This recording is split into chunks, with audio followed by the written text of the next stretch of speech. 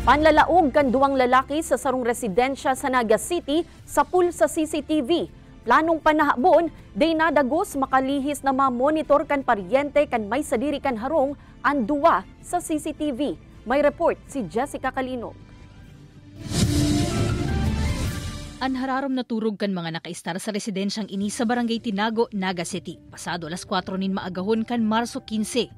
Naging oportunidad para sa duwang lalaki na basang sanang maglaog digdi. Mahihiling sa CCTV na pakatahob kan sa indang lalawgon. Ansaro sa mga lalaki, luway-luway nang nagsakat sa hagyanan, pinalsok pa kan mga inian ilaw. An nawalat na lalaki, pigiispatan manin flashlight ang mga gamit sa sala, aban-aban pa.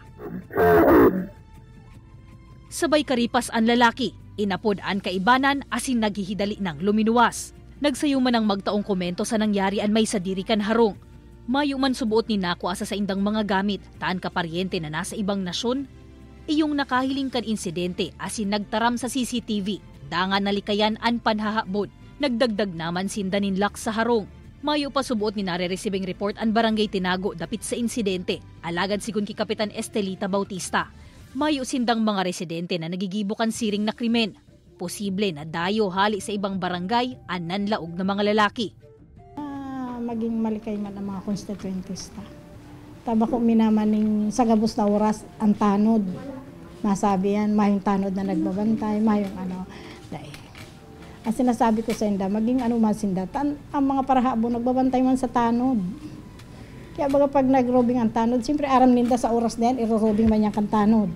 Pigiin kami narman kan kapulisan ang gabos, na kun may narerisang kaduda-duda sa saindang lugar, day magduwa-duwa na ipaabot ini sa saindang hepatura. So napakahalaga yan kasi number one ang pigubay ang prevention. So prevention kang na dapat na day na so day ta nahalaton na mabiktima sinda kung may mga nahihiling silang kay nahinala i-report na tolo sa mo. Kaibanan si Gerald Gandia, Jessica Calinog, Balitang Bicolandia.